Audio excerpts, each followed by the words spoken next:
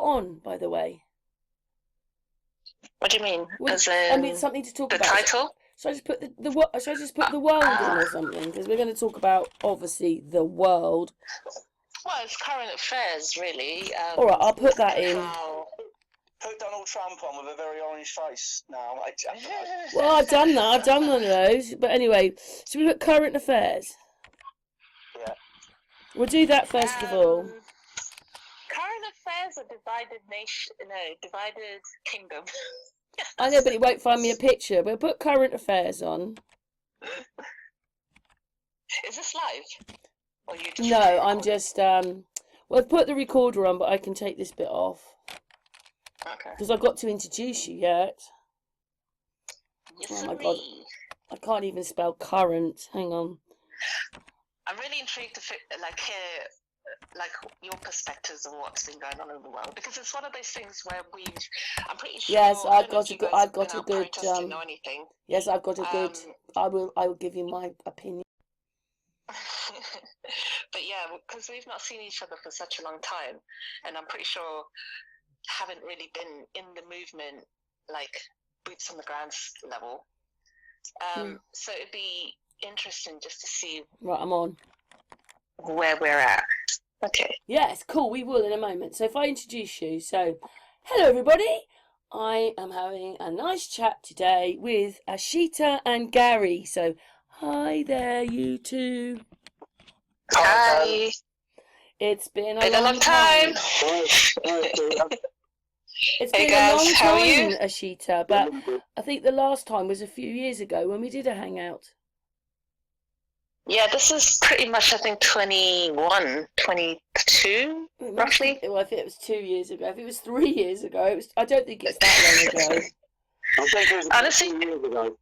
Time has gone by so quick. Yeah. It feels like it's been forever, to be honest. Well, when you look back, it is forever, but time has gone quickly the other way because it's 2 years. But anyway, it is great to have you on a SAMFU with Gary. Yeah, so we already sort of started talking a little bit, and I've put up the picture, current affairs. But what did you say it was? Current affairs, and what was the other bit, Asita?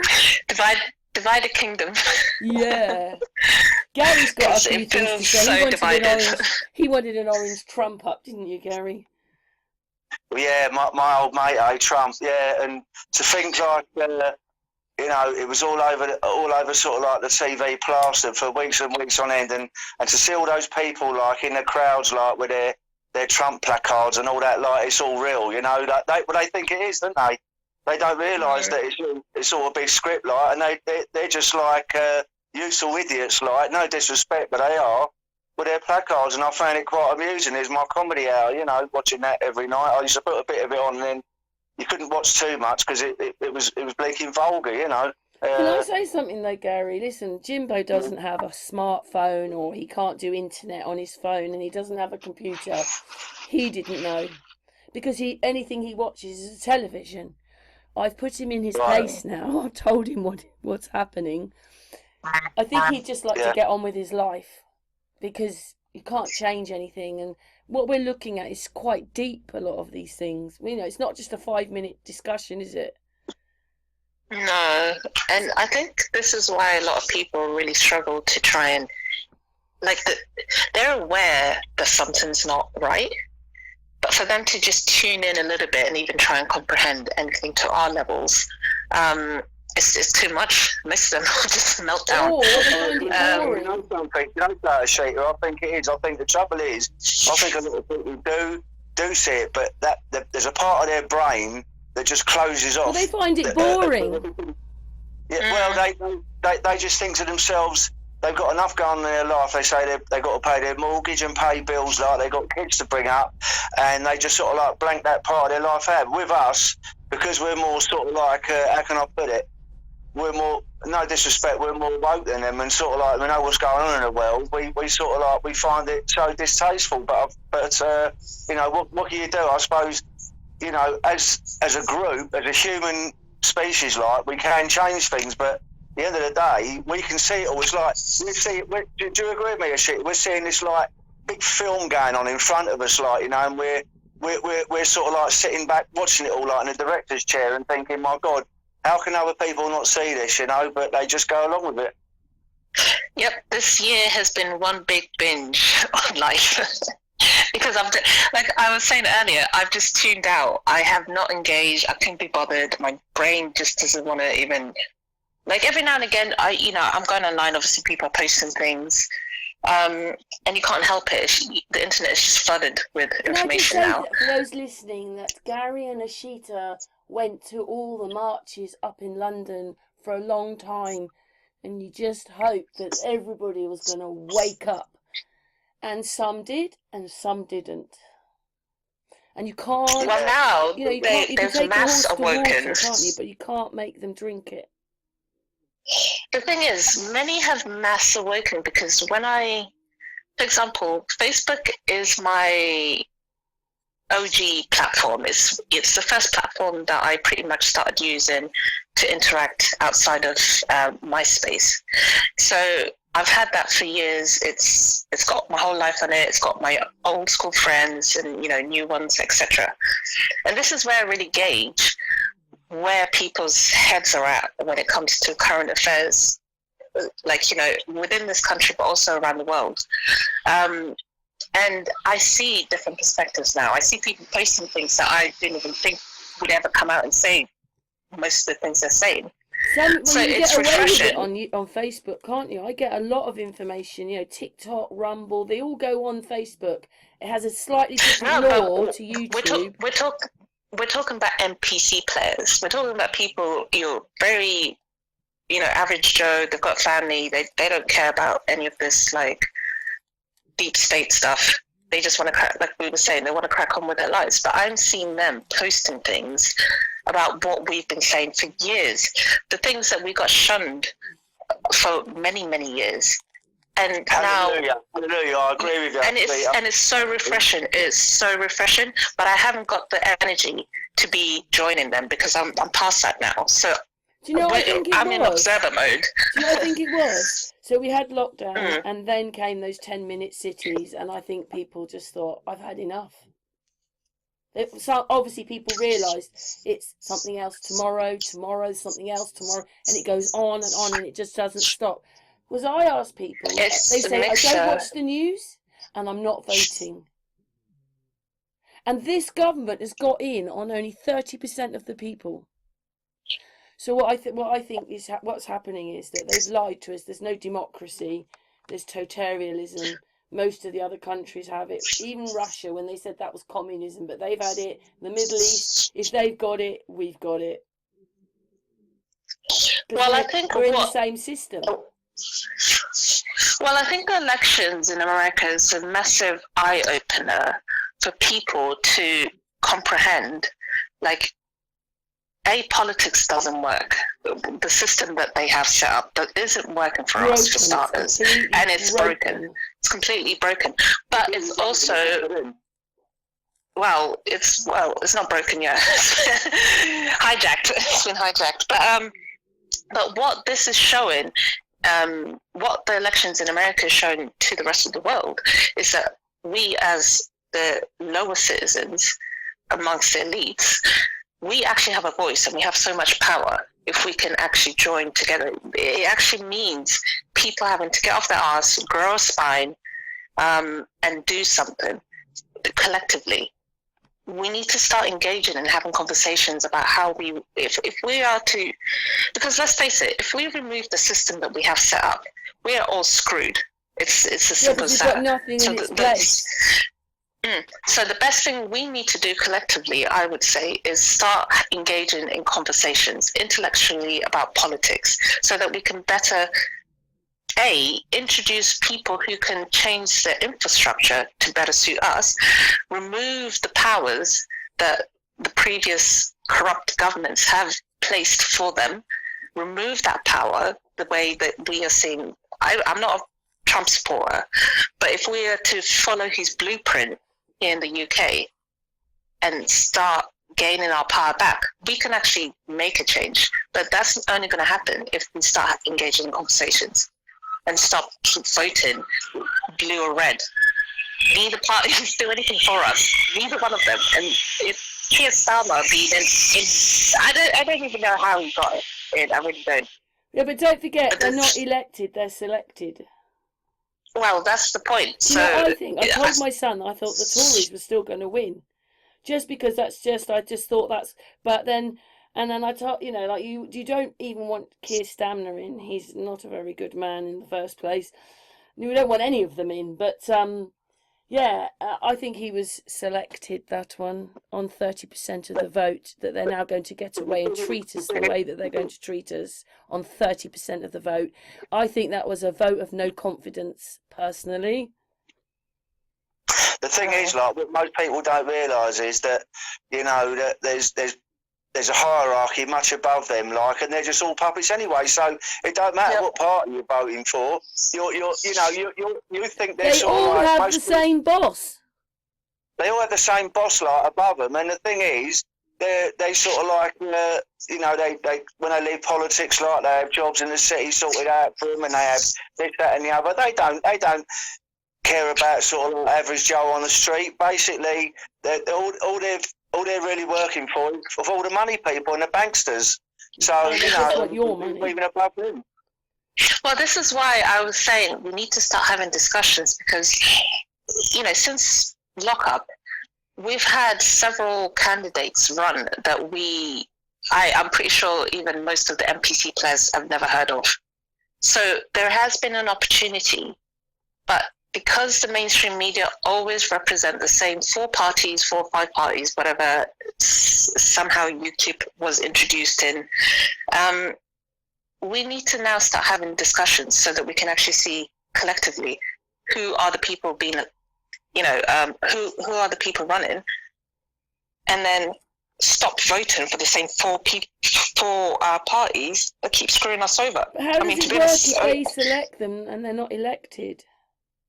But for example, if we look outside of the parties that have been running over the last 10 years, right? So we had. I'm not. These aren't people that I'm supporting. I'm just giving you names. What's that American TV presenter? What, male or female? I forgot his name. He's a male. Tucker Carlson. No. He's living here in the UK, and he was going around on a massive double-decker bus promoting himself to be mayor of London, right? We had Piers Corbyn. You don't want him. I know we don't want him. I'm just giving you names. There was the Hetheridge Party as well. Can't remember the guy who was running. There was him. There was 3 other candidates as well that put their names forward. So that's what I'm saying. We do have candidates who put themselves forward, but because they don't have the money to run as the same kind of level campaign as these other 4 parties, they have to do everything on the ground. So they don't have the support. And this is where discussions around politics need to happen, so that it's a healthy environment and everyone comprehends, oh, we actually have other options. I had no idea. Maybe I can do some research and see, what policies they're pushing. Do you know what, Asita? I put a video out the other day when this guy was explaining that the council tax is fraud. But what it was is, he says, look, I've tried to go common law way. It doesn't happen. He said, none of our courts are set up for common law, so they just throw the case out. You've got to play them at their own game. 100%. 100%. Do you know something? You see a lot of these people now are doing like, don't pay your bills, don't pay your council tax and one thing another. Now, one thing I will say about all this, like, a warning to people that are doing this, like, that as far as I know, I've never seen anyone have closure. It goes on and on and on, because all they're going to do, they're just widen the goalposts each and every time. So people that haven't paid council tax for years and years and years... I'm not going to say very much, but the beer guy, which I've had hangouts with, Richard, he's trying something at the moment, and we're waiting to see what happens. I can't explain any more than that, but he's done something. And, What I'm saying is, you never hear them turn around and say, that's it, End of story. Like, I'm not going to get no more hassle. You know what I mean, Karen? That is the thing, because you're playing in their ballpark, and they can quite easily just sort of like keep on turning the tap on, like when they want, like, and just change the rules. If he wins, I'll make a video about it and let you know. Well, one thing. Okay, so in my journey, which hasn't been very long, I've been aware of, you know, common law, your rights, and all of this kind of stuff. But where I started really practicing it and engaging with this whole stuff was just before lockdown. Lockup. I hate calling it lock. Just before lockup. And well, that's right, isn't it? That's the truth. It was lockup. Well, for some, I didn't lock myself up. Well, I was on a train with nobody, loads of times with nobody on it. Just me. I didn't lock myself up. I was a rebel. I was not. Well, I'm not saying I didn't lock myself up, but I went out. But the one thing I will say is it definitely, there is a system where common law and those type of laws are recognized, but it's the approach in how you engage with these entities. So, for example, me, I've been stopped twice riding my electric unicycle. I mean, I've been stopped more than twice, but these two occasions I was slapped with fines and points on. I'm going to explain the story. I was slapped with fines and points, so that's 12 points, and I think it was 1,600 in fines. Oh, but also, one of those stops, they seized my electric unicycle. Now, what I did was I didn't play their game. Before I had to go to court, I didn't play their game. I stood my ground and implemented my rights. I didn't go down. I wasn't citing, like, you know, common law stuff exactly. But what I was doing was making sure that I didn't submit. So anytime they would be asking me specific questions, I wouldn't respond in the way that they wanted. When it came to them seizing my electric unicycle, they were trying to say that I was breaking the law. I kept asking them, like, what law am I breaking? You tell me. And they couldn't tell me. And we were going forth and back for about 40 minutes before I was like, right, what are you going to do? Are you going to let me go, or are you going to arrest me? So they decided to arrest me because I said, I'm not giving you my electric unicycle. I said, it's my property and I haven't done anything. If I haven't broken any laws, then you can't sit here and take my property. You either arrest me, tell me what I'm being charged with, and then we'll go to court. So they arrested me, took my unicycle, then they kept me in a cell for half the day, to the point when the compound was shut where they keep all the bicycles and stuff. Then they de-arrested me and told me I was free to go, and tried to slap me with a piece of paper saying that I had to go collect my electric unicycle at the compound area and pay this fine. And I was like, no, I'm not doing that, because you clearly, you've gone above and beyond to steal my property because I wasn't given it. You haven't charged me for anything. And so on and so forth. So anyway, I made a complaint. They accepted the complaint. And then this is a bit of a long story, so I'll keep it short. Within that, I exposed the fraud again. So during the investigation, they've basically come to a conclusion before I even submitted half of the questions they were asking me. So halfway through the investigation, they swapped investigating officers, but the one who was leaving accidentally CC'd me into an email that was going off to the inspector and this other new officer, and they basically showed that they found no fault with what the police did, and I wasn't supposed to see that, so I was like, holy shit. Sorry, I'm not supposed to say that. I was like, holy cow. That's all right, you can say that word. You said it once. So that was that, and I was like, okay, I'm not going to win in this arena. So I thought the only way that I'm going to win or have half a chance of winning is by going to court. So I thought, right, we're going to court. Decided, like, during this process, by the way, I'm also becoming homeless and moving around. So it was a bit of a long forth and back. I had to postpone some of the dates until I was properly settled, and then, look through the paperwork and then try and figure out how I'm going to win this case. By the way, I had no legal representation, no one coming in as a McKinsey friend. I was there solely by myself. So I went in, and then you obviously have the pre-trial hearings. And then on the day, let me just quickly give you some context. They decided to merge both cases. So the two incidences were obviously separated. And then they merged them both.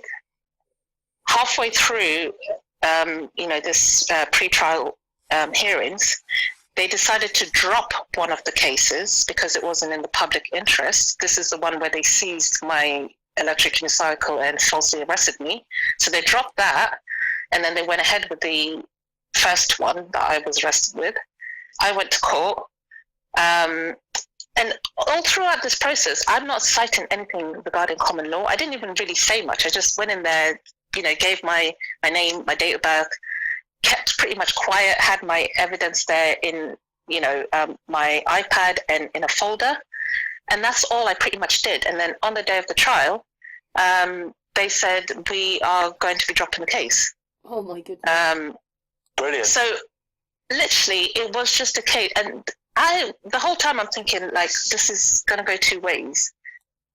But because I wasn't citing anything, I wasn't telling them anything, I was just keeping stum, and I was going to play my game, like play my cards once we were inside of trial. But they were aware of my stance because of the body camera footage and what I was citing, also what I was putting in the complaint procedures. So they knew I was going through the common law process on paper, but I wasn't blabbing my mouth out saying that, if that makes sense. Can I ask you something? Did you say you got lawyers to interject? Did you say they give you 12 penalty points? Yeah, so they removed those 12 points. How can they do that? How can they do that when your vehicle hasn't got a registration number, it's not taxed, and it's not insured? They can't do that. Surely not. Well, this is everything that I was going to bring up. And not only that, it's also, I don't even have a driving license. So that's even more complicated. I remember I used to meet you. I used to meet you down our apartment, and we used to have a coffee in the corner and all that, and I used to look out for you, and all of a sudden in the distance I could see you sort of like coming on the blinking road line, your unicycle. Well, here she comes. Yeah. I mean, you should have been riding it in the first place, or you didn't have to have one. It's a grey area, but if we are going to go down the common law route, right, you have a right to travel. We all have a right to travel freely unless you're acting in commerce. And this, so for me, I'm riding an electric unicycle, which is no different to me riding my bicycle. I can hit the same speed on my bicycle as I can the unicycle. What's the difference? To me, it makes no difference. When did this happen to you, Asita? Hmm? When was this happening? Last year, this year, year before? This was all happening from when was the first one? The first arrest was 2020, and then the second one was 2021. Sorry, the first stop was 20, and then the second one where they falsely arrested me was 2020, end of 2021. And then the court hearing was last year. So roughly about a 3-year period, all of this is going on.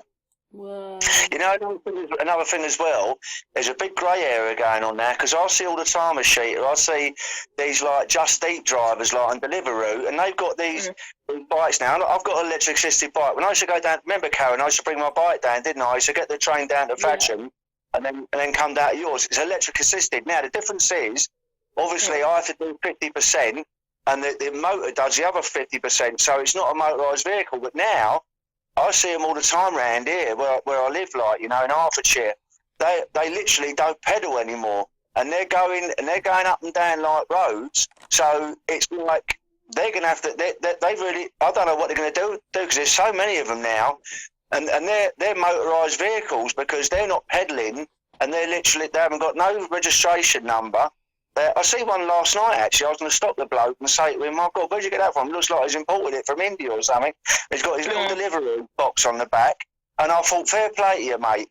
And there's no, I don't think there's a structure in the law at the moment to do anything with these people because they've still got pedals and one for another. So if a copper was to put his hand out, he'll start cycling and make out he was cycling, you know. So it's great, really. It's great, really. I love it because at the end of the day, it's another thing which really is on our side with regards to sort of like highway. There's loads of people like that are driving that have never sort of like taken a test. I mean, I wouldn't do it myself, like, but you know, but the trouble is they go through the rigmarole of. I watched a YouTube video of a guy like that's never taken a driving lesson, never applied for a license, and they keep on stopping it. But there's no law to actually prosecute the guy. He goes to court, and then it just gets sort of like adjourned and one thing and another. So yeah, I suppose you do get people that.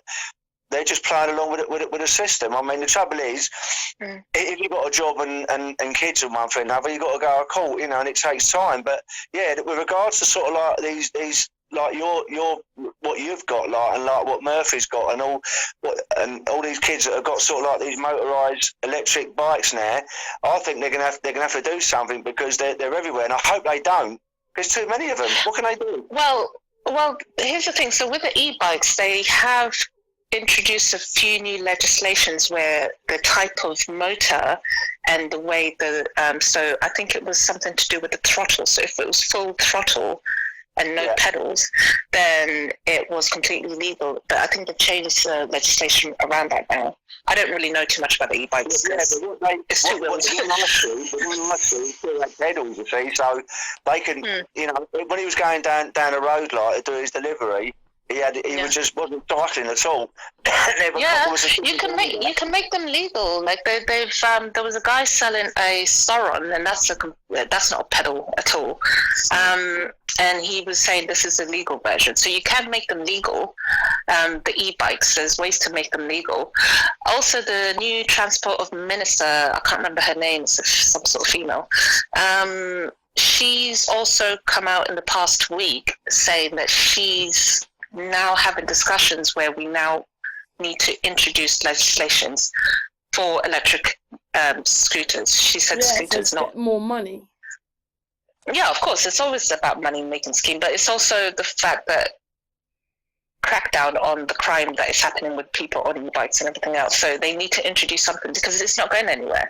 They're stinging everyone left, right, and centre for using their cars, but people can't afford to use their cars. So what's the next best thing? Motorized, you know, we'll get like them vehicles. any way we can, every way we can. Yeah.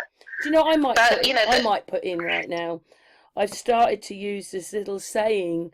I kind of like it. Basically, it's Citizen Smith, and he puts a cap up, and then he goes, "Pa to the people." I know that he's probably one of them, but I like that. I've started to put that in my videos.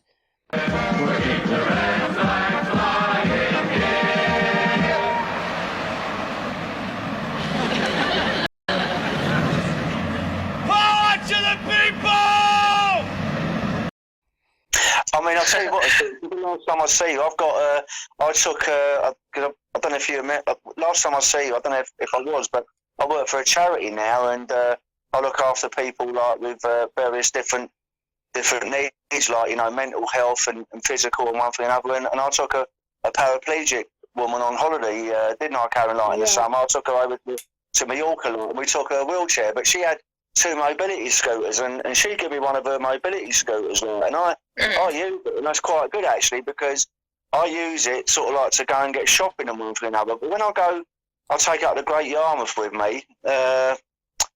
The pavements up there are pretty dire, like, you know, they're non-existent on some of the roads. So I actually go in the road, and thus far, I haven't had a like copper pull me up. But I mean, it's the same thing with that. I see mobility scooters on the road all the time, and there's a different class of them now that have got that have got a registration plate. So you have to go for the rigmarole of having like tax and insurance with them. But it's such a big grey area because, you know, sometimes it's impossible. Like round here in Farmer, what is that noise? Is that a train going past a sheeter or something? Sorry, I live right on a flight path, so you will every now and again hear planes because they're landing right now. That's a plane. Yeah, so I every time you hear that whoosh, that's a plane. Yeah, that's a plane. Oh, wow. I'm in the middle of a battle trying to argue, trying to get Heathrow to calm down on their flights, which they have, trust me. It was 10 times worse, but yeah, I've got a complaint, and well, that's another procedure to deal with. Let's just say that. Do you live very near Heathrow now then? Yeah, like Custons. It's not far at all. It's like I think about 5-minute bus ride. You're correct in saying, would you live in an Acton at one time? Yeah, so I was in Acton, and then I was in Highgate before finally coming here. So I'm now settled in Slough, which is nice. It's a little bit quiet. It's on the outskirts of London. The police here don't, like, to be honest, because there's not that much police. They actually deal with real crimes. So people ride, their electric scooters, e-bikes, and all sorts of things. Police don't really bother them, but they do crack down on the ones on bikes, because every now and again you will have people disguised as drug dealers, doing their runs that way. So, but me on the unicycle, they haven't bothered me at all, not once.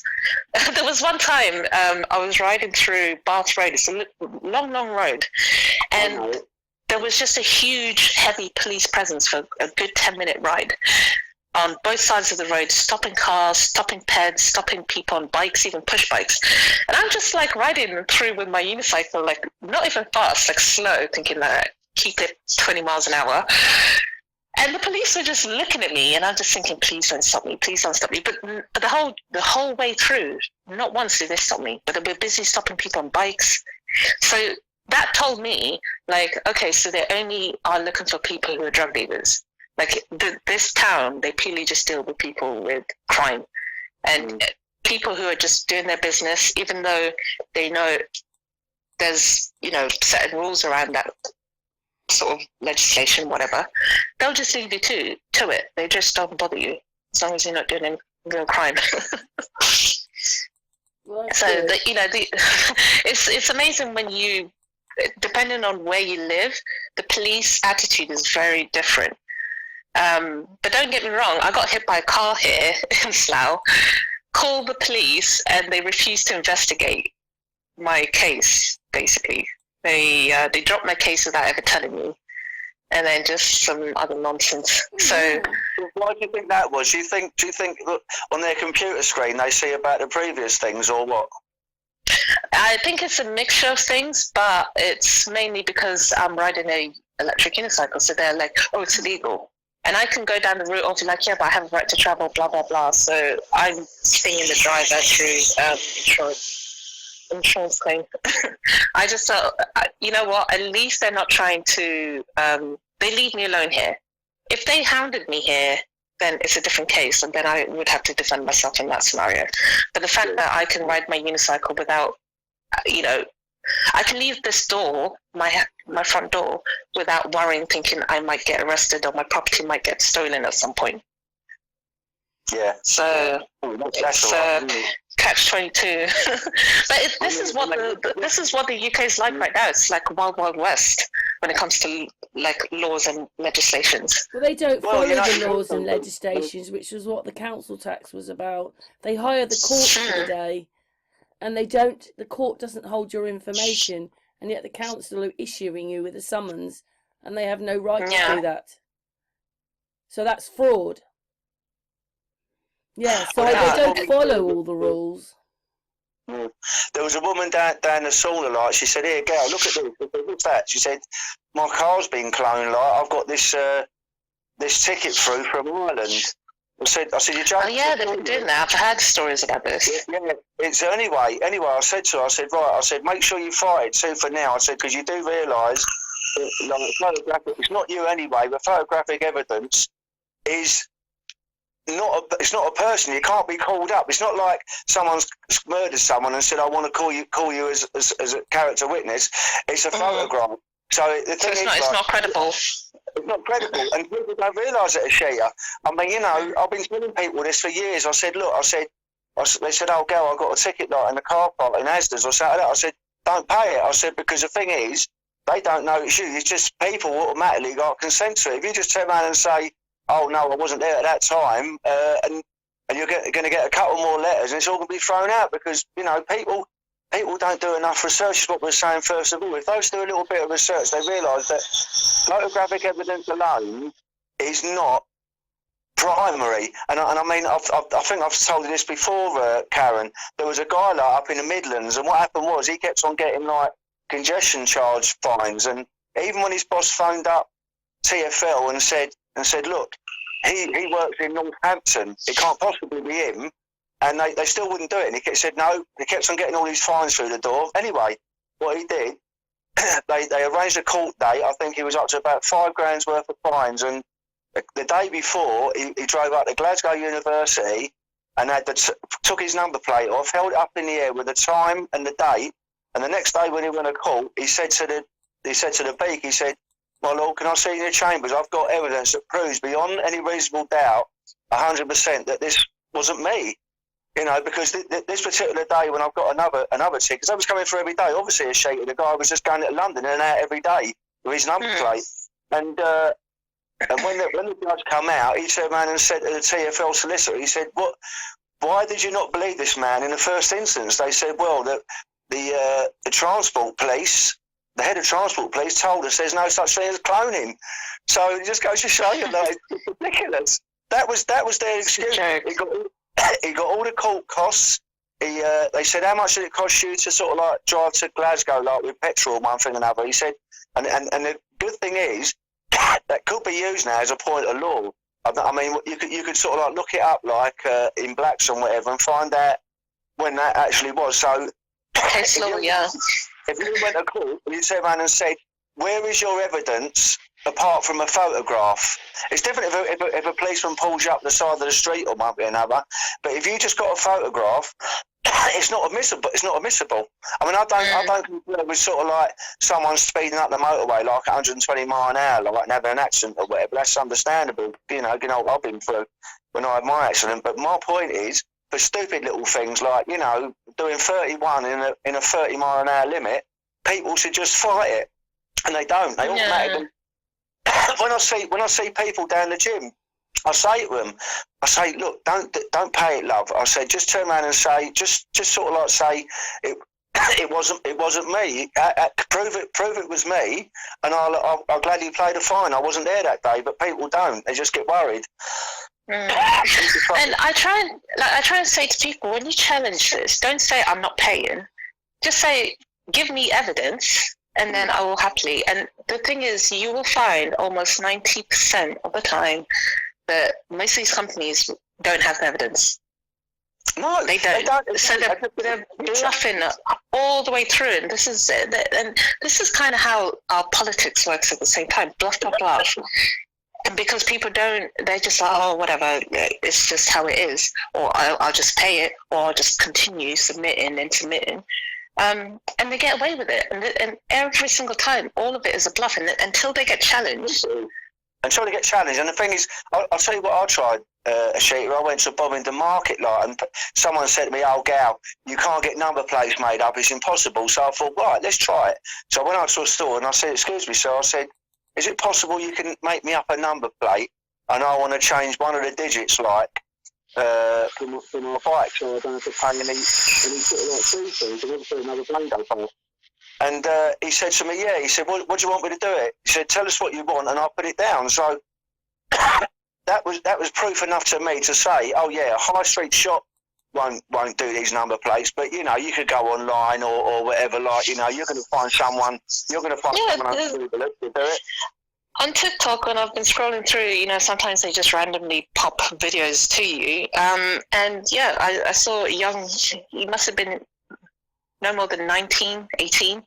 And he's sat there on a live doing videos where he's making orders for people. People are literally sitting there commenting on the live saying, and he's like, yeah, I'm making yours, mate. It's going to be with you next week.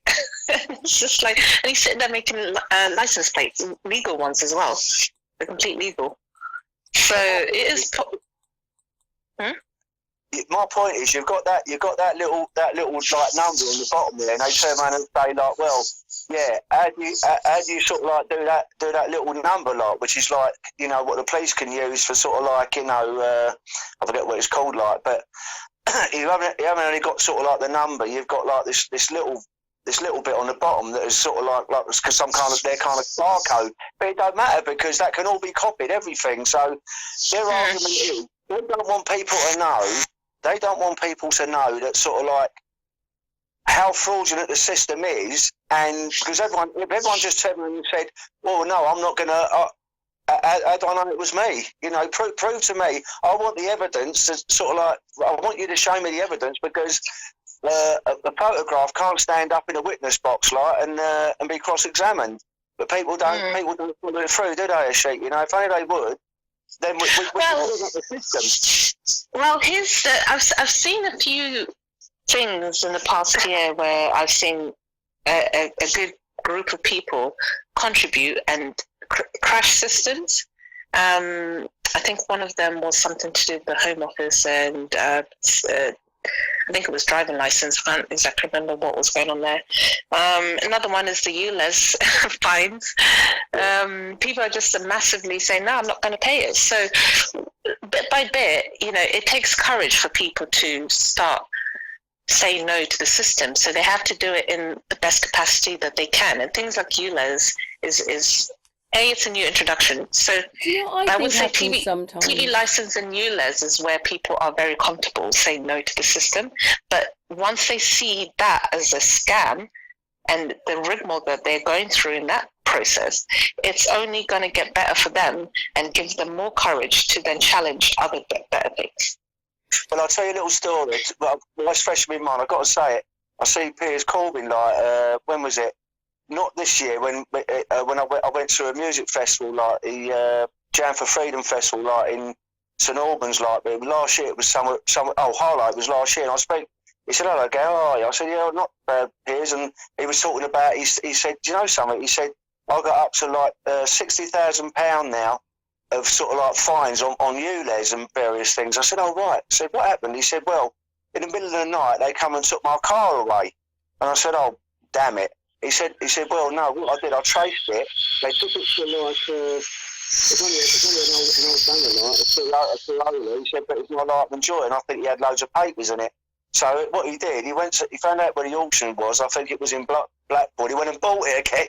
So he took his car away, and he paid it. And then I said, what happened to all the fines so far? And he said, nothing. He said, I think at the current moment, like, it's up to about 60 grand. And he said, I keep on going to court, they keep on adjourning it. So it just goes to show you, like, if you stick by your guns, like, you can get away with it. If 100%. Do you know what I think they do to us when Asita said something in there? What it is they pound us so much on the news and all their bogus stories. And then sometimes, even when they talk to the people, just say, for instance, I'm going to vote for Keir Starmer. Just say they say that. But when they get in that booth, when it's actually going to affect their life, they might vote for something different. Because it's actually they'll say whatever, and then when they get in the booth, and what it is they still haven't learnt that the people probably are not going to vote the way they want. They think they will, but we don't. And I think that last general election, with only 30% of the vote going, especially as so many people have come to this country, you'd think that there'd be this overwhelming, you know, the voting's going down and down. How much less votes does it take before they're not running? Well, that's because there's no party that's representing the people in any capacity. So people are just like, well, what's the point? Oh, you're just representing the system, yes. Yeah, well, not even the system, they're just representing the deep state. That's it. It's purely as simple as that. It's so obvious. They swear their allegiance, they wear their little badges, they sit there talking about all these nonsense, introducing stupid policies that people are just like, what? What are you doing?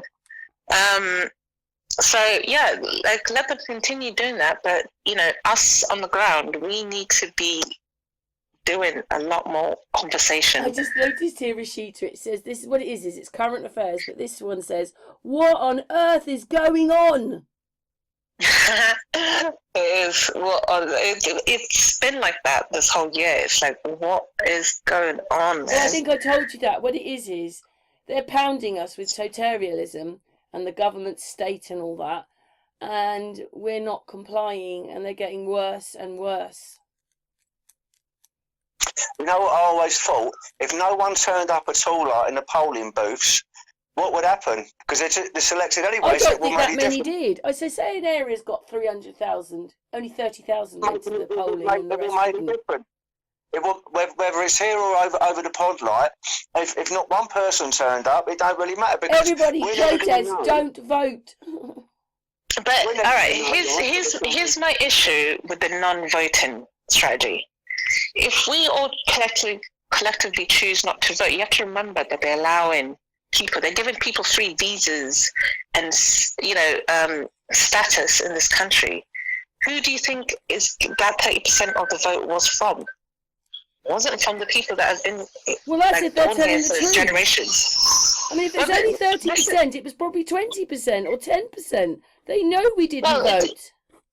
Either way, it's still a small number, and that small number should be questioned. How long have these people been in this country for? Where's their background from? Who are they? Who are these people that voted?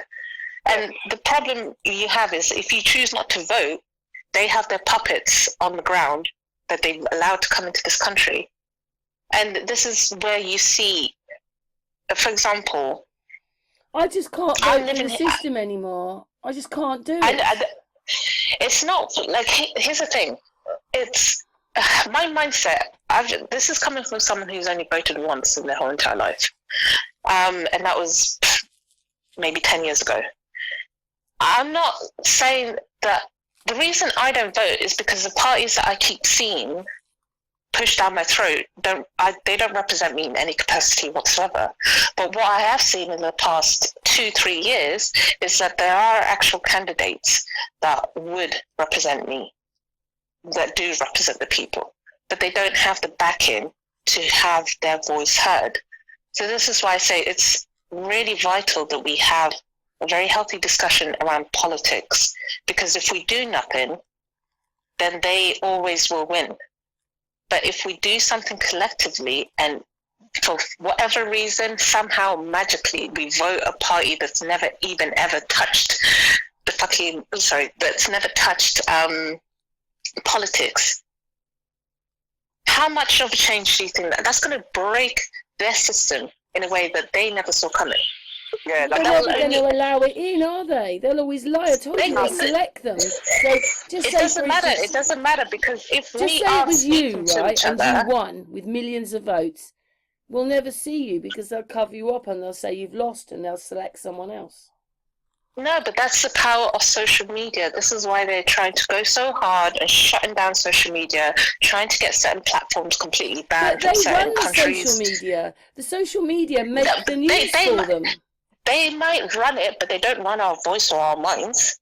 Look how much of people, because of social media, this is why a lot of people are now comfortable with coming out and speaking their voice and speaking the truth. A lot of what we're seeing coming out and people's perspectives changing is because of social media. So we have to use the tools that are provided to us. Remember, it's not like we create the tools. I'm not sitting here creating platforms and social media platforms for people to use. So we have to use their tools in order to better help ourselves. If we just completely repel the system, then you're sitting there trying to, go to war with a bunch of twigs and they've got freaking machine guns and swords. You get me? So we have to use their tools in order to beat them. But the way that will happen is by us conversing with each other. They're trying to divide us as much as possible because if we're divided, we're not discussing things and we're not colluding in order to better ourselves. But if we're discussing things, then we're colluding and we can get a party in that represents us. Well, I like it very much. And also very quickly, you mentioned Trump, didn't you? Like his blueprint. I mean, I'm not like, I wouldn't. Here's the thing that I have with the Trump situation. It's so split. People are like pro-Trump, people are like he's antichrist, da, da, da, da. I don't care what the man's doing. I don't care about his background. As long as he's not involved in some sinister stuff that we know of, let him carry on and reform politics in a way that is for the people. He's not going to do that. He might do, he might not. Well, let's see what he reckon. does. This is what I reckon, right? Because I did a hangout about him the other day. If he carries the same presidential seal with an eagle on it, he's one of them. If he changes the Well, seal and we've got Trump Tower or whatever it is, and it's a completely different seal, then he's real. If not, and the thing is, what most people don't realise is that there's only one party in America. Trump and Biden are in the same party. They've lied. 100%. And they're But friends. you have to remember, this time period is a time period of shift of power. Now, they have to give up their power. But what are we going to do? Are we just going to sit here and be like, oh, yeah, well... Before the election, Trump was talking about having executions back on the television, watching people being electrocuted and all that. And I thought, oh, yeah, but, you know, all of that is nonsense. Like, let's talk realism. And then there is this bit about immigration with him. But I watched this video about him, 7 minutes roughly, he went on about all the things he was going to change. And I said, if I didn't know he was one of them, I want to clap and say, here, yes, all of it. I'm getting rid of the bogus news. It wasn't just that. I'm going to get rid of the actors who've got their parts in the big businesses. And he went on for 7 minutes like that. It was quite incredible. You want to go, yes, he's my hero, but you know he's one of them. So this is the problem. We need to stop looking for heroes. He might be put in to make the changes, but they won't be good for us. No, but here's the thing. The changes that are needed is a shift of power. But if we sit on our asses and do nothing and don't pay attention, who do you think is going to come in and grab that power? Well, the power I'd like it if we were saved. I want to be saved from them. No, you will save yourself. I can't save you. What I mean is I want them gone.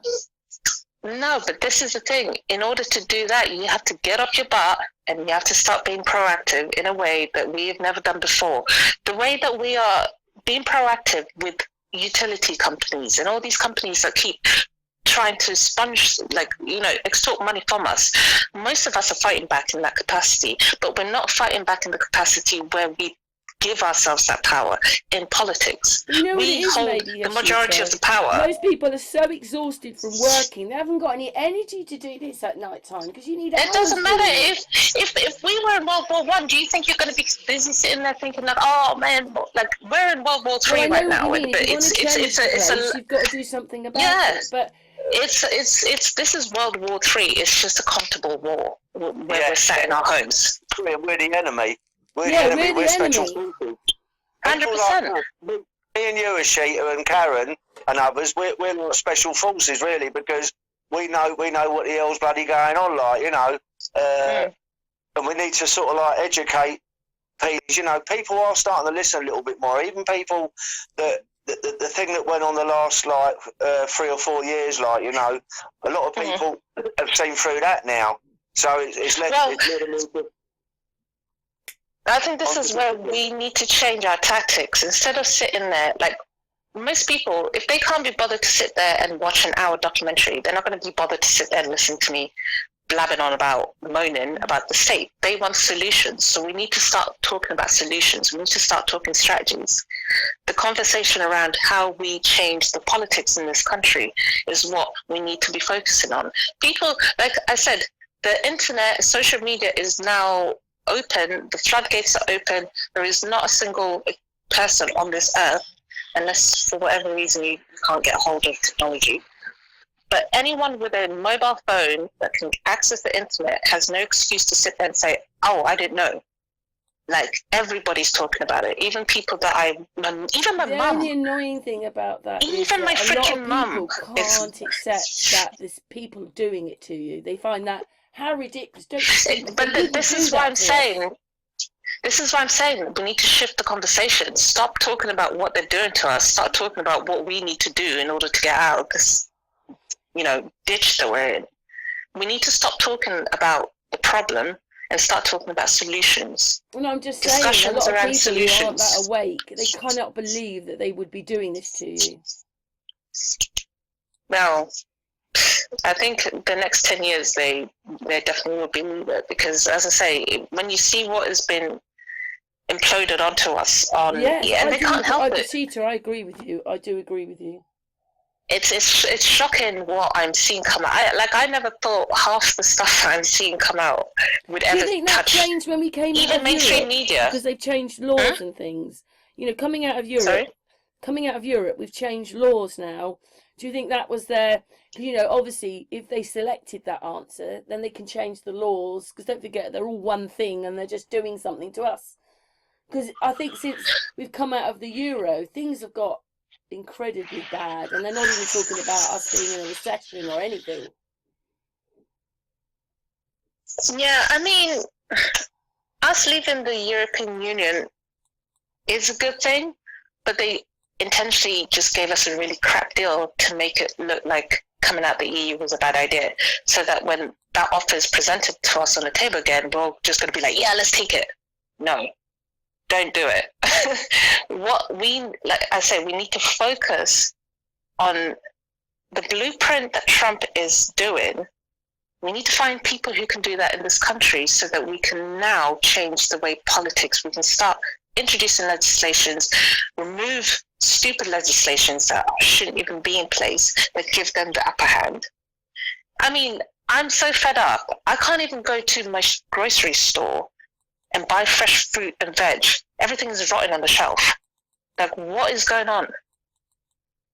You can't even go to a shop and buy fresh fruit and veg. Well, they've changed everything. You know, I was married to a farmer once, and he had to produce his meat in a certain way, no fats and all this sort of stuff.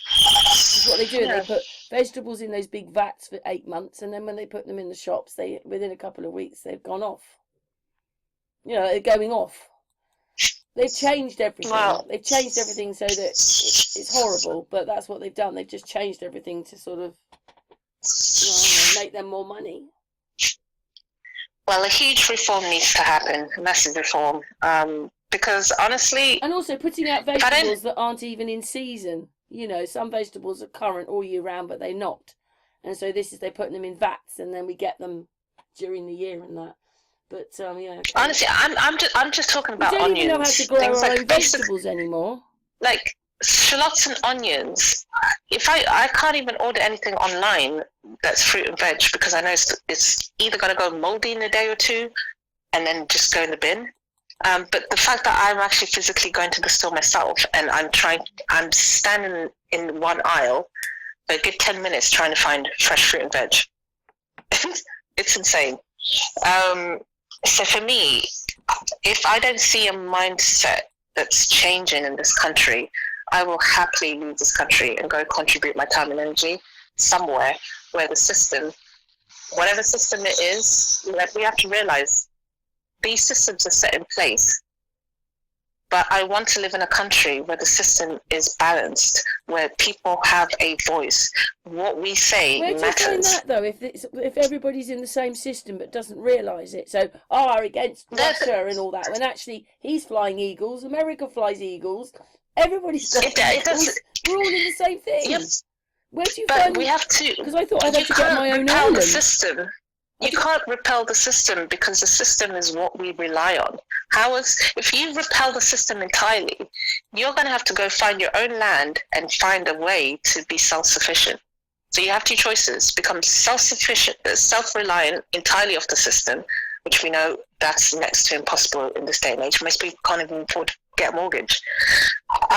Or find a way to change the system within the country that you live in, or move to a country where the system is better. There are plenty of countries out there in the world where it's not entirely corrupt, where you can, like, as I said, I just want an opportunity to live my life the way I see fit, to be able to afford to buy a house before I reach 50 years old. I don't want to be in my 70s still thinking like, I can't buy a house because I'm going to be renting until I die. Like, no. That's not the life I want. You know, is that the life? I was in Portugal just recently, and I was on a farm lot off grid, and you know, literally a sheet of everything. Everything was, there was no electricity there, and I was sort of like working on my friend's like 12-volt system to try and get that up and running, because her partner's not very well. Like, it's been sort of like neglected a little bit. They got no running water, But I tell you what made me realise, in the 10 days I was there, it made me realise that we are quite spoilt, and you can actually sort of like get by. I mean, you know, I've been looking at sort of like other ways of generating electricity, like a belt and wheel. If you've got a running stream or something, you know, you used to have to sort of like use. I'm really into free energy, and as you know, and you know, years ago you'd have to sort of like have a washing machine motor to sort of like get a hydroelectric sort of like electric system going. But now you can actually buy belt and wheels on blinking eBay. I looked, and you can buy them off the shelf for like £150 or whatever. But you know, it's fraught with difficulties though. I mean, you know, when they say like off grid, right? It's still got certain limitations. I mean, you know, you've still got little bills here and there. 100%. It's the nearest you're ever going to get to sort of like some kind of utopia. You know, if you can sort of like ever afford to buy a plot of land or something, and you can grow your own stuff. I mean, I suppose being self-sufficient is a real difficult thing, isn't it? Completely self-sufficient is, you know, you still got to get the bread and another. But even within the system, so there's a lady that I follow on Facebook. So I met her through the rallies that we had during lockup, and she's posted a really long video that I really want to share with you, because she's done something which I think is probably one of the answers and quickest solutions that we can get in terms of just freeing up a little bit more money. I believe that, yes, we should be paying something, because like if you go live off grid, you're still paying something. The only difference that we have here within the system and the corporations that we depend on is that they're becoming greedy, and they're just bankrupt. They're And they've been given too much power. It's not even power, they're just taking the mick. So what she did, so this is in relation to the electric bills. So you know, the way these utility companies get away with charging you extortionate rates, because we know the electricity, they don't supply it. They don't even store it. They don't do anything other than rent the meter box to you. So you can easily go on eBay. She said you can go on eBay, you can go on Amazon, get a brand new meter, get a qualified engineer to come in and install that meter, but you have to engage with these electric companies and say, look, I'm putting in my own meter. There's a bit of legalese that you have to learn here and certain things about your rights, but it's so much more easier than trying to not pay your bill and then end up with bailiffs and trying to deal with the court system. So you engage with these companies, you tell them that I'm going to be putting my own electric meter and I will be reading the meter to you, the meter readings. Then you ask them to put you on a tariff, which is the base rate tariff that they pay to the electric grid, to the national grid, not electric grid, sorry, to the national grid, which is peanuts. We're talking like less than £20 a month probably. That way, they can't charge you those extortionate rates that they're charging you for renting out their meter box. It is going to be a battle. They're not going to want to accept it, but you're still paying them a fee. You're just paying what you should be paying the national grid. Do you know something? I think that's a better way than the one I see. I'll see another video where a woman has literally got a second-hand like meter and put it in, and you know, I don't think that's the way to go, because you're basically you're just stopping. She's not paying anything to anyone, and when someone comes along, she's going to say like, "Oh, that's my own meter," but you're getting something for nothing then, and you know, I don't think that's the way to go. The way you were just saying seems like a more sensible route, because you're not defrauding anyone. You're not sort of like trying it on and getting away with paying nothing at all. Yeah, you just realise that the reason that they're charging you such a high rate is for renting out these stupid boxes. So if you can get someone to replace that legally, give you the certificate and say this is been done legally. But they tell you how much your electricity you're being charged. You mean that's got your fee in it? So so you can ask for the base tariff. The base tariff is what they pay to the national grid. And then they start slapping on extra charges on top of that, and this meter box that they've put in your house before you even ever moved in is what gives them access to your property, but also gives them the right to charge you what they want. But if you replace that meter and you do that legally, and you say, listen, I'm either going to go with you and I pay the base rate, or I go with a different company, because you have the right to do that as well. You can even go towards the national grid and then start giving them the meter readings directly to the national grid, because you can work with the national grid as well. It's all about that meter box. That is the catch. Believe it or not, out of all this like rigmarole that we've all gone through, people telling you, no, you need to pay like £700 and we get like a professional to change the meter and then you don't pay your bills. No, it doesn't work like that.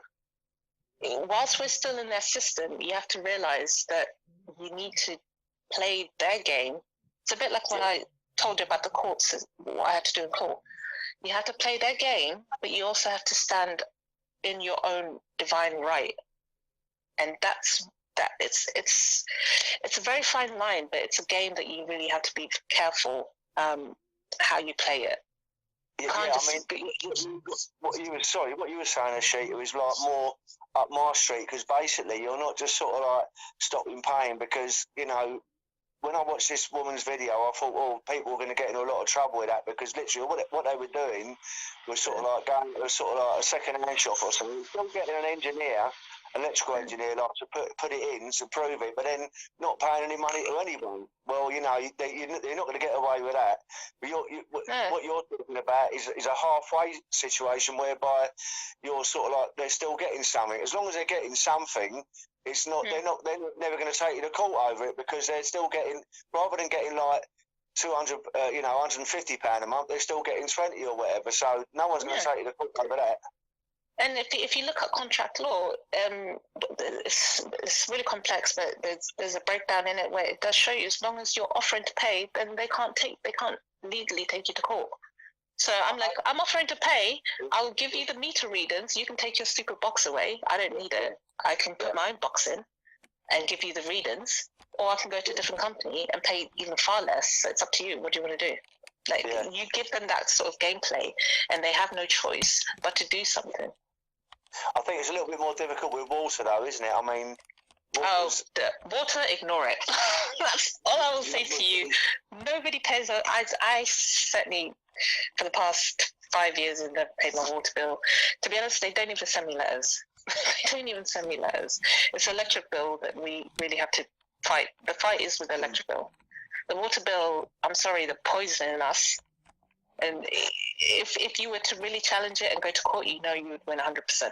Yeah, well, I've got a zero water. Well, they can't take those things away, can they? The basic things, like you're supposed to have heating and water. Well, let's just say this: it's been over a year, no bills. I'm challenging one company, but they haven't cut me off. So all I will say is, don't sit there and say no, I won't pay. Challenge it, learn about contract law, figure out a way of how you can get. Right now I'm trying to figure out a way of how I can get my own meter installed, but that again costs money, which I don't have. So how much roughly is it to get your own meter put in, just so that we've got a rough? It's less than £200, about £100. Do you have to buy the meter as well, or they provide the meter? But no, the meter itself, the machine, you buy it off eBay, but you have to pay someone to come in and install it. So it's not too expensive. That's what I'm saying. Right. It's not too expensive, but it's not money. But it's not spare money I've got sat there. You know, if I had money in my pocket right now, I would do it in a heartbeat. I would do it in a heartbeat, but I don't. So I have to kind of play by their system. The way that I'm going to do it is challenge them and get them to put me on a lower tariff, the lowest basic tariff. So you can challenge them in that. But again, this is where you have to learn contract law and certain ways that you communicate with them. I will share the video that she did, because I honestly think that's in about 5-6 years of doing a lot of research, that's the best advice I've got. And it's the only one that I see working for now until something more legitimate comes in, where we're like, no, if we are truly paying for all of these things through our taxes, and again, certain things are fraud, then yes, we need to challenge it, but we need to do it in the right way. So Thank yeah, you, Asita. this is why I say I've just been in observer mode, paying attention and listening, not really having any input at all, just so that I can really see what is going on, who is being factual, who is actually doing things that are working, because we're in a massive war right now, and so many people are losing their homes, so many people are losing, property, like their goods and stuff, and that's because of ill-informed advice given over the past 5 years. Yes. This is what I've got issue with. You've got sort of like all these sort of like people bringing out these videos without doing like you do, a sheet of like due diligence and research, and they're getting a lot of people into trouble. They're just sort of making money off it, money off it. That's the worst bit. Yes, that's another thing as well. They're making money out of it. So all I can say to the people out there, just be very careful and do your proper research, and don't just sort of like go and get a meter down a car boot sale, like, and have it put in like some of these videos are doing, because you might get away for about a year or two, and all of a sudden like you're gonna have people knocking at your door like with a huge bloody bill, it's and court papers. So just be very careful, what you do. Like you said, the water's slightly different. I don't think they can challenge that. I mean, there's people. I personally know a geezer that sort of like got himself about £5,000 worth of debt, I think, with like water and electric, and he just turned around and said to him, "I'm priority listing. I'm just not paying," and that was it. And he got a letter off him. They just said like, "Well, you're starting again. Like, we're wiping that off, and then we're starting again." So there are people that stand their ground and all the way to the end. But it's like what we were saying earlier, Asita, most people tend to back off at the first hurdle, like with the parking fines and whatever. They tend to sort of like, just play along with the system and give themselves an easy life. And it's a shame really, because we got power in numbers, and it's what you were saying. We need to get sort of like some situation whereby we've all got our differences and one thing or another, but we've all got common ground as well. We've all got to get together to create our own ideal sort of like system that we want, and not what we're given by the elites and the dark state. So that is it, and we've got our own ideas, and some people we don't always agree on everything, and of course that's what they want. They want us to keep us divided. So, but I think on the on the things that we do agree about, we should sort of like press ahead with that and try and get more people involved.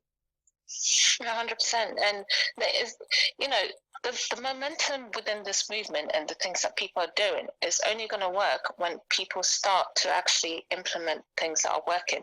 When all these greedy individuals stop trying to profit off knowledge that they should be sharing amongst the masses, because at the end of the day, that knowledge being shared only means that everybody profits, not just you.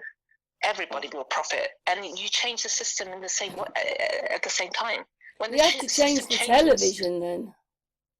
I mean, forget the television. I know, but they all watch that, don't they? And they believe it. I don't tune into their we don't. Plug it into my PC.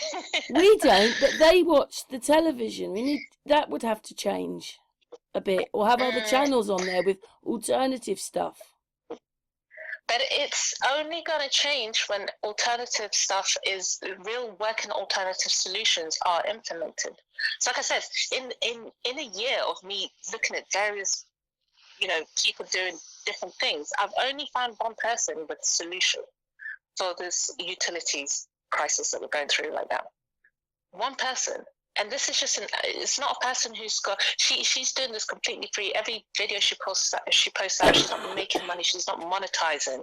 She's doing the changes within herself, going on live, telling her story. She's had some bad experiences. She goes on live, she tells her story.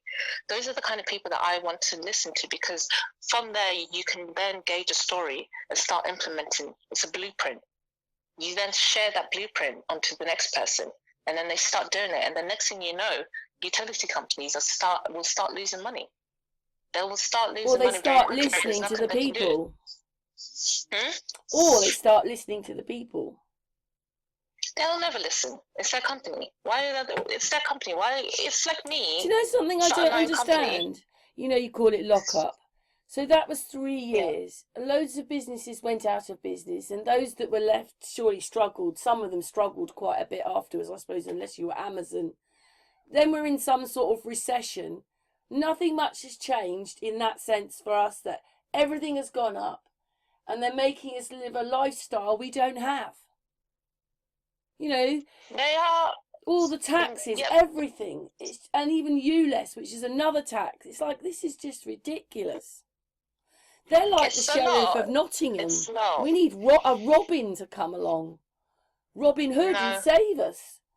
I know we've got No, to we save don't. ourselves, but we have to do that as a collective thing, and only when we It's start a working collective together. thing, but we honestly, I think so many people just want someone to come and save them. I would love to have that, but it's never going to happen, because all the time we rely on someone else. We are just dependent Oh no, on I them said to we have be to do this to have together, and it has integrity to with be everything they do. collectively. Somehow, you know, we're still going to have differences about what shape we are and everything, but you know, generally, we need to come together as a people. I mean, they basically, Yeah. you know, they talk about the wars and how everybody had parties and stuck together. It's the complete opposite now. It's absolutely, you just want to stay in your own little place and stay away from me. You know, it's completely changed. There is not these communities. We make the communities. They don't make them. It starts in your own home, your own garden. You make the communities. But they've kind of broken everybody. Don't forget, they've kind of made everybody narcissistical as well, and almost hate each other. You know, that's the system that they wanted. It breaks people down. It breaks families down. This is what they want. I think to a degree they had the upper hand on that side of it, but I think we're going to see a massive shift where people just unite in ways that we never have done before, because even the middle class people can't sit there and look down their noses at the lower class people, because I'm like, you're in the same freaking boat with holes sinking. You're going to drown. So let's do something together. You know, no one is escaping what is coming for us. We are all going to be in the same class, regardless of where you've come from, what background, how much money you have. They are going to rob it off you. Exactly. So this is where we now start needing to educate your mind and start reading things. There's going to be people on the lower rung and people at the top of the rung. All them rungs in between the sheet are like they're being cancelled out bit by bit. You know what it's like? I'd say it's like the film Legend, when she's trying to remember the last bits to her, and she turns around to David Bowie and she says, "You have no power over me," and then everything shatters. But that kind of happens when you wake up as well. I think that's what causes a Mandela effect, because your whole reality's changed when you wake up. And it should make you even a nicer person. You know, we all care. We're carers. We're empathic. You know, but maybe waking up does that to you. I don't know. I haven't got the patience to argue with people. I'm like, listen, if you want to sit there and debate what freaking shape this place is, you want to sit there and debate whether you've been shafted left, right, and center, you go ahead and debate, and you keep, you know, your head in the sand. My eyes are wide open. I'm not going to sit here and argue with you. Like, you go and argue with the next fool, because I'm not a fool. I have a battle to deal with, and that's where my focus is. Like, I have zero patience to sit there and wake anyone up. But anyway, you've done all the hard work. You, Gary, Trinity 4, all these people, we've done all the hard work. We know what we feel it is. So can't go on and on and on and on about it. You want to move on. A lot of people still go down to Hyde Park, but I've got the situation now whereby we're 10 years down the line. I've been doing this kind of stuff, you know, and by now the people that are going to get it are going to get it. You're not going to get. You're going to get the odd one or two people. I do admire, like, you know, all our friends that still go down there and one way or another. But you get to the point where now it should be a filtration system whereby it's gone and exploded to everyone, and whether they've got it or not. So the thing is, the people that are going to get it are going to get it. The ones that are not are not. So there's no point. Because Asita says, how can you not wake up? How can you not notice these things? But I think that's what happens. Maybe we're a bit cleverer than we think we are anyway to wake up, if you know what I mean. No matter how much they've tried to control us, it just hasn't worked for us. No, but even like Gary, like, you know, some of the lives that we've spoken before, you were telling me that you knew about a lot of this stuff as a kid. So I think there's some people on this earth who just were protected somehow from being brainwashed, indoctrinated, and like that's mostly the people who push back. I think the people who push back during lockup all over the world are the ones who were protected as a child from being indoctrinated. And that's why at school we never were able to comprehend the nonsense that they were telling us. You know, the really, like, the stuff that was factual and realistic to how the world operates and everything else, we got that. But all the other nonsense that they tried to drum down our throat and tell us to be factual, my brain could not compute. It's not that I didn't understand what they were saying, it just didn't make sense to me. It's like, you're just talking fairy tales and nonsense. So, yeah, like you say, Barry, you knew a lot of the stuff as a kid, and there was a lot of stuff that you even questioned. It was basically like, you know, from a very young child, I just knew everything was wrong, and I just looked at the world. It was like I was seeing a big film play out in front of me, and I wasn't part of it because it wasn't my production. You know, now I'm trying to make my own. I'm trying to make my own production with everyone that wants similar things to me. And I think I struggled for many years because obviously, like, you know, hanging around with people and your family like don't think like you do, and you think, my God, it must be wrong, like, because there's a few billion people, like, and they're looking at it this way, and I'm looking at it a completely different way. But now I realise I've got all my tribe, like you, Karen, and everyone else. It's like I know that there's people out there. It's very gratifying because it's a terrible thing. I suffered very badly, you know, with depression and one thing and another, thinking, how can I see these things so easily? Like, you know, because obviously, you know, my speciality is the great meaning, right? And, you know, witnessing it firsthand as a 9-year-old boy, knowing and just seeing the production in front of me, and then and you have no support. You have no support at all. All the things that you're mad, you know, and like you just have to sort of like grin and bear it, and you think, well, how can I see? Do you know what? That's really mean, Gary, because that means you were a very clever kid. Well, do you know something? It's funny because now when you sort of like see the moon land a lot, and you see it like it's all made out of like curtain rods and bits of plastic and whatnot. It's always been that way, but we see it firsthand, whereas the people that are seeing it now, it's like I think we're all living different realities because they're seeing the same things as what we're seeing, and it's bleeding through to them as well. It's bleeding through to them, but for some reason it's like it's a delayed reaction because of, you know, bless them, like years of hypnosis and indoctrination. Yeah, like, but Gary, you know my kids had some of the vax and everything, and then suddenly they decided they were never having them again.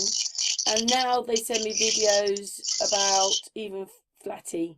They send me all these conspiracy news articles. They show me things, and they're on par with me almost now. How does that happen? They were anti all that. They were anti all that, and now they've kind of woken up more. Well, this is what I'm saying. The next 10 years is going to be the most beautiful thing that we're ever going to see in humanity when it comes to consciousness. It's because they have to wake us up. Well, the ones that aren't awake, they have to wake them up because they have to give up that power and then take it back again without, like, obviously they're going to deceive us. But if we sit back and do nothing, then yes, that power shift that's happening right now is theirs to claim. 100% theirs to claim. And they know this. So they're hoping, like, we will just sit here and just be like, oh, it's just another war, we can't do anything.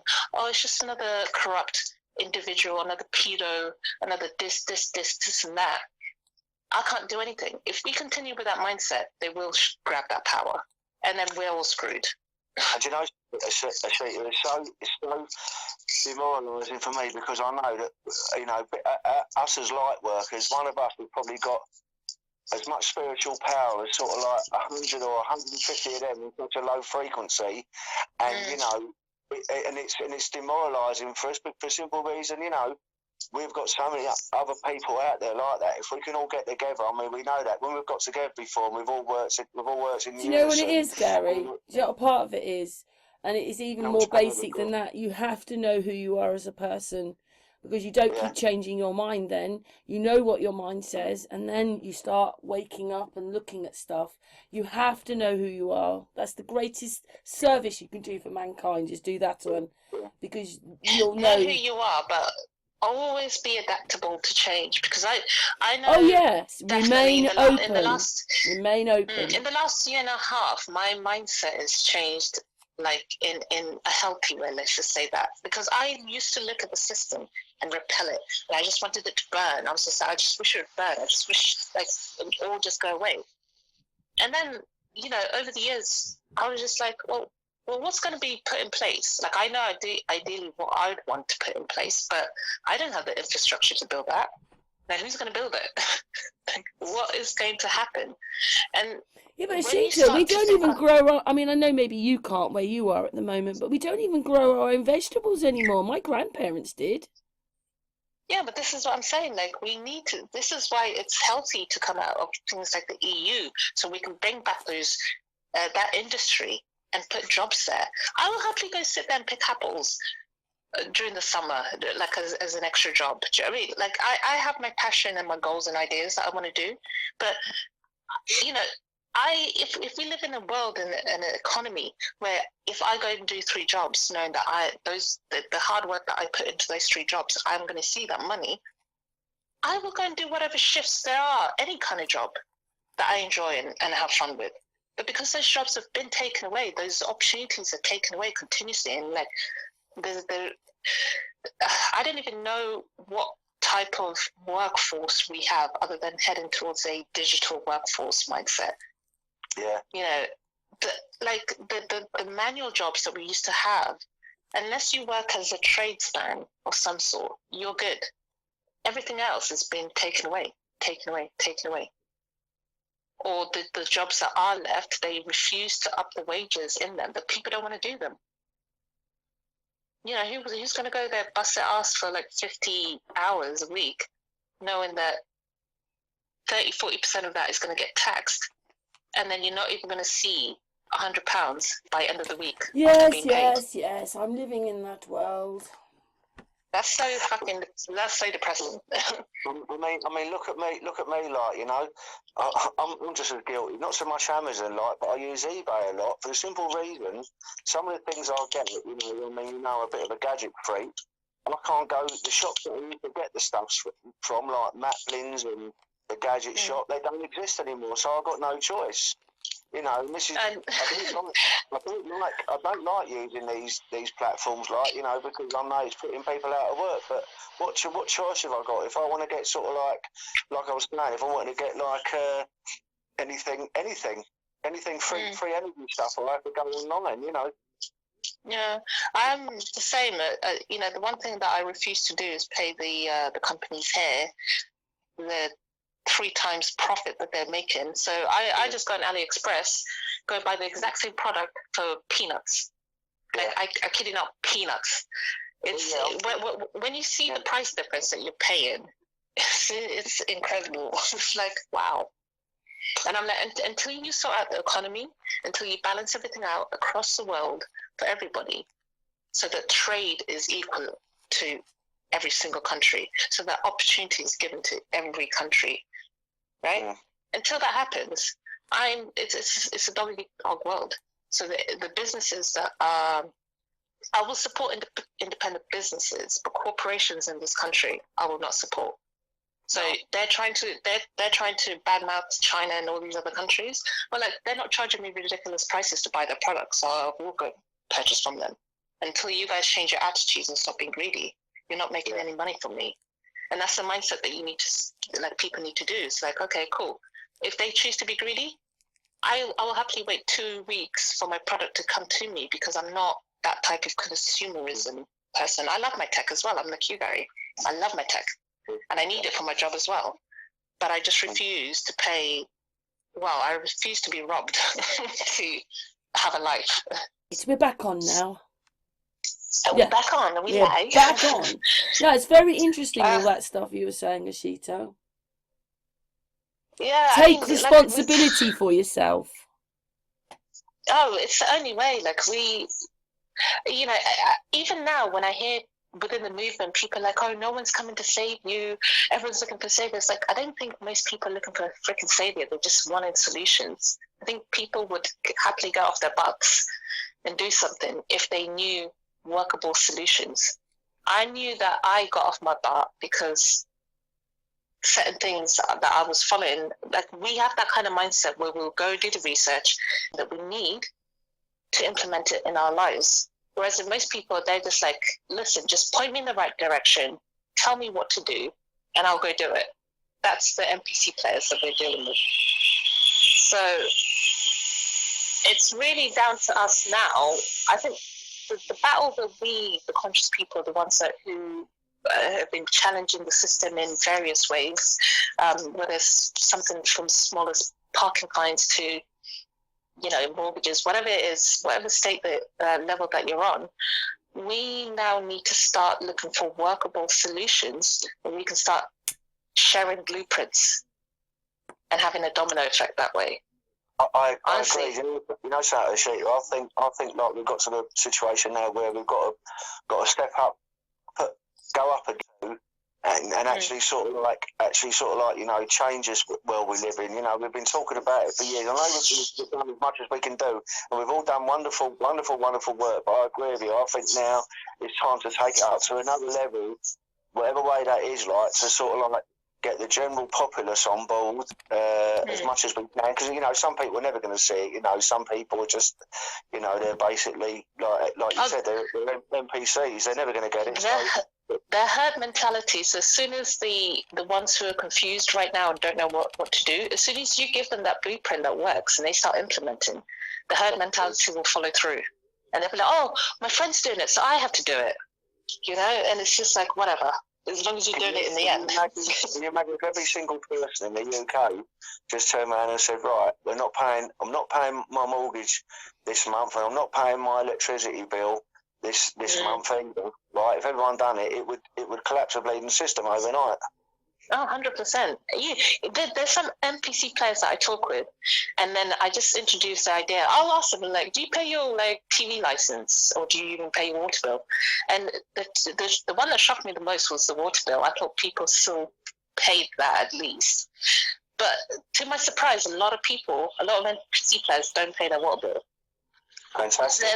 And that shocked me. I was like, okay. Because, like I said, the water companies don't really have a leg to stand on where they can chase you. They can't cut the water off, right? No. It's the same with the electric bill, but then the electric bill is a little bit more trickier because they're not poisoning us. They're actually giving us things that we need. So legally, they can take you to court, and depending on how you deal with it. But the main point is NPC players there are bills that they're not paying. So that's a good stance. So this is why I think blueprints now need to start being implemented by people like us. Slowly, policies need to be introduced that give us a little bit more power. So if we do start to challenge these companies in the way that we are, then we actually have more power in the outcome, rather than these companies always winning, or it's a pot chance whether you're going to win in court or not. So, but it starts on the ground. And this is by, like I say, the electric bill is the first one. It's the first big one that I've ever had to challenge bill-wise. Usually the others, I just ignore, and I'm like, I'm not paying it. I don't even respond. I just throw the letter straight into the bin. But with the electric bill, it's slightly different, but it's one that I'm comfortable challenging. It's not like, if I can go a whole year and they haven't cut me off and they're not threatening me or anything like that, then I know this approach is working. Yeah, like I said, I mean, the thing is, they've got like money and sort of like, you know, powerful people behind them. What we've got is what they haven't got. We've got huge numbers. That's what we've got. So if we was to all sort of like dig our heels in, like, you know, it's amazing how easy we could bring the system down, because everyone just turn around and say, no, we're not complying anymore, and basically turn our backs. No, Turn I'm our going to backs. pay you £30 of whatever tariff it is that you need to pay to the National Grid, and that's what you're getting. If you go in with that attitude, you watch how quickly they'll become bankrupt, and they have no choice but to go elsewhere or sell it back to the government and then give it back to the people, because they robbed it off us in the first place. That's what they need to do, definitely. And how much money do they need from us? Sorry? How much money do they need from us? They don't even need the money for it. It's not about money. It's about inflation. Yeah, it's about keeping you in a place that you can never grow, so that they have the power. It's never like totalitarianism. Fake. They print out the money. Totalitarianism. They're Half the controlling time everything. you don't even see that digital currency, and most of the money they print is not backed up, so it's not real. It's fake. All of it is fake. So it's not. It's never been about money. It's never been about money. It's always been about control and power and keeping people on a level that you can never exceed. These corporations. I don't even want to call them government. It's just these corporations, these families. Yeah. So it's now time. So we now need to do a power grab. You know. Well, I like your thinking, but what I was trying to say was, if they, you know, we need to change lots of things, including the television, so we could watch it rather than playing games with us all the time. I don't want to watch the entertainment. Like, there's other people entertaining me in various capacities. Like now. I don't mean you. I mean the NPC ones. Oh, I don't even care. If they want to sit there and watch the lame box, they can sit there and watch it. It doesn't impact me. What they do impacts me when it comes to this policies and stuff. So honestly, I know what you mean. You said at the beginning, get away from the red and the blue. Get away from Liverpool, Manchester, red, blue. Get away from all these things which tie you into their system. There's loads of things you've got to let go of. Well, it's get away from the choices they present us with, because their choices don't work for us. So we need to start. Like I say, it's very much similar with the electric companies. It's like they'll sit there and they'll be like, all right, here's a bill. You have to pay it. And then you have a choice. It's like, do I want to pay that bill? No. How much are you paying the National Grid? Cool. That's what I'm going to pay. If you don't want to deal with me, I'm going to go to this company who will deal with me, and probably they've got a better tariff than what you're paying. So that's how we have to look at politics now. And instead of them telling us what we want, it's like, no, I'm going to tell you what we need. But that happens in a community capacity, not an individual. Does that make sense? Yeah. So as a community, when we band together, you then go to your local government and local politicians, and you put representatives in that position that will represent you in the main politics gaming room, and that's where the changes happen. So as a community, you can only work within your, what is it? It's not a state. What do you call it here in the UK? What do you mean? Because I'm so used to London. Like, London's got boroughs, right? So counties. We're in the counties. Counties. Yes, counties. That's the one. So with each county, we need to start looking at who we elect within that, because from that, that's where the politics. Like, we don't have a say in the big, politics where it's like conservatives, this and that. But locally, we have more of a say so. And then that's where the changes come in. So if we start picking people locally who represent us, then hopefully we can get rid of the bad apples that are in the big game and start introducing things that work for us. Honestly, I couldn't care less about politics, but I just need infrastructures that work. And people, we need people who really are going to make the changes. Like if they say they're going to do something, we know they're going to do it. Yes, And that would be a good thing. You know, hopefully, there's always hope. I'm not like I have to be optimistic. I can't be depressed and looking at everything sad, because otherwise I might as well just go lock myself up in an institution somewhere and just become a nutcase. Just using all the drugs that you can and numb me. Either that or do something. Right, I've added Amy now. I'll just tell her I've added she's coming her. on. Was she on? I don't know. It's only 3 of us. Right, hang on a second. 3 of us. I just added her.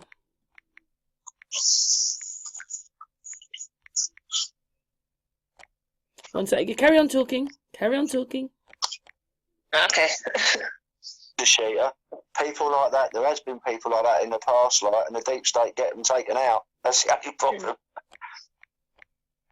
Yeah.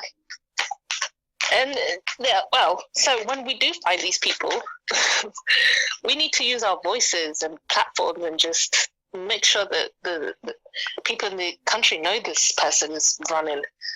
Do everything that you can to protect the person. That's right. I mean, if all eyes are on the person, if they get taken out, people are going to be like, oh, so now you're murdering people. Like, we know that you're murdering people anyway, but... That is a good thing in the situation we're in now, because there's so many of us, I suppose at the beginning they could have sort of like cut off the snake's head, like, but because there's so many of us, what they're going to do? They're going to kill like thousands of us.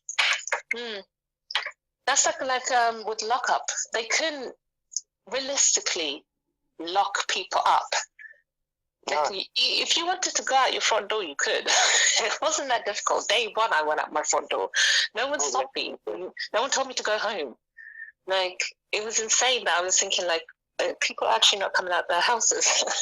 I used to get on trains. I went up the Peterborough and I was the only person on the train. Literally, there's the only person. It's so surreal. Even at the train station, you're just like, there's more pigeons here than there's humans. When I did it, I was the only one on this about 8-carriage train. I was the only one on it. It was so surreal. Yeah, I remember during 2020, just before they announced that they were shutting down the trains from running and all the buses and everything. It didn't last long, but I was thinking, okay, if I'm not going to be able to move anywhere, I at least want to be with my family. So I went back to Portsmouth. And I had to get to Victoria in London. And I've never seen that. Like, that station is packed. It's so packed. I've never seen it. I didn't see even staff. I was the only one in that station. There was just pigeons everywhere. It was so clean. I didn't even realize how white that place is. And then on the train, nobody. I put my luggage and all my bits somewhere. Walked from one end of the train to the other. There was nobody on that train. Wow. It was insane. So surreal. It was like one of those what is that movie? Underworld. Is it Underworld? It's a movie similar. It's either Underworld or it's similar to that, where like she wakes up and then another plane. Yeah, sorry about that. That's all right. That was a bit of a... That was a big one. Yeah, some of them fly so low. For some reason, like the bigger planes fly a lot lower.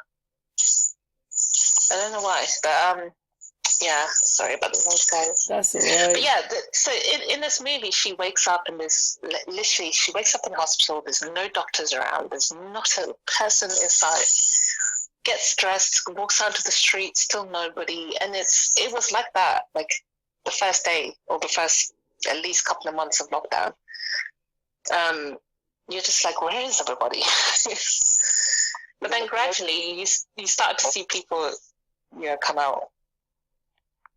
The strangest thing is, Asita, from the very first day, because we spot things that other people don't. I phoned up Karen and I said, said, I can see sort of like absolute fallacy in this already, Karen. So there's that. I said, well, the printing, we done a podcast called "What Come First, the Chicken or the Egg?" And I was the first person, as far as I know, in the world, because my job being a courier, going to all the printing companies, the printing ought to be done months and months and months before. They couldn't have had all that printing done within a couple of days. So that's what we call it, because what come first, the chicken or the egg? And then a lot of the guys a lot of the people in America got on board with it, and I don't know whether they see like our podcast, but they suddenly realised, how could it possibly be if it's what we've been told? Where does all the artwork come from? You could go to every sort of like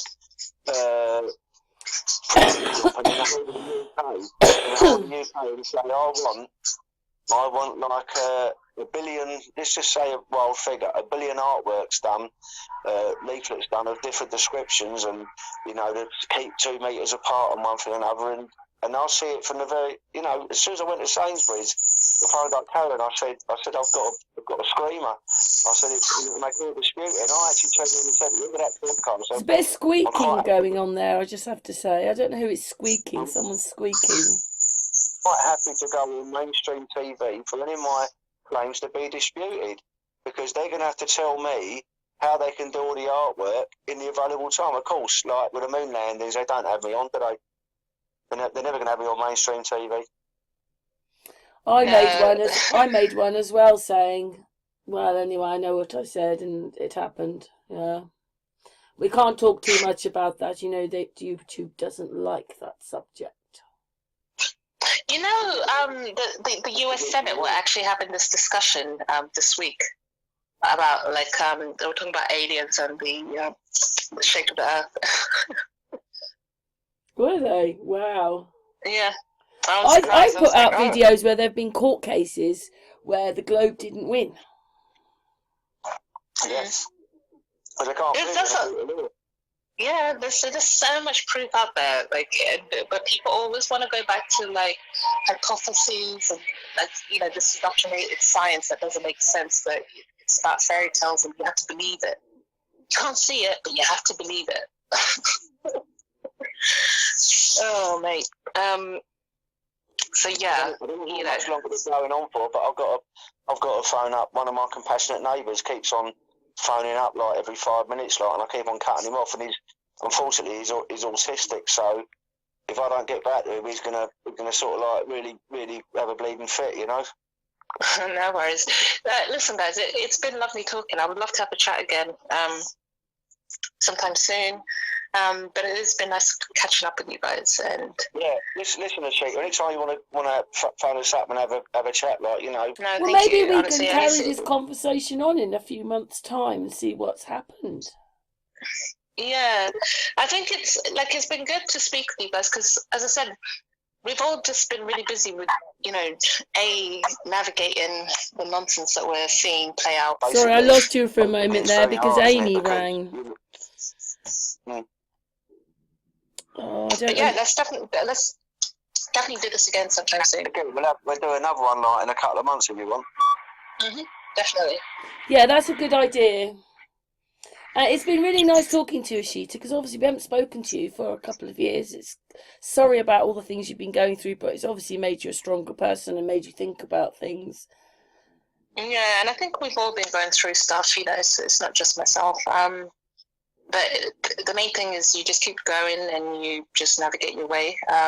Keep communicating and connecting with people who aren't leading you astray. Believe me, I've met quite a few people over the last 2 years who just led me astray, giving me half information and not really giving me the full picture to help myself, and then putting me in situations where I'm really getting screwed over. So just be careful, guys, and like I say, I will share any information that I've got with Karen, and hopefully she will find a way of posting it. And do your due diligence, but have healthy conversations around politics, and realize that there are other individuals out there that are running, but we need to be looking, because the mainstream, or should I say mainstream TV, aren't going to tell you who these people are. Exactly. So yeah, let's make a shift Yeah, that's oh, well, actually yeah, it's fit very enough. good. I really enjoyed that. It was good to have a good discussion, and Gary was going with the flow, and Asita was going with the flow. It's good. Wonderful.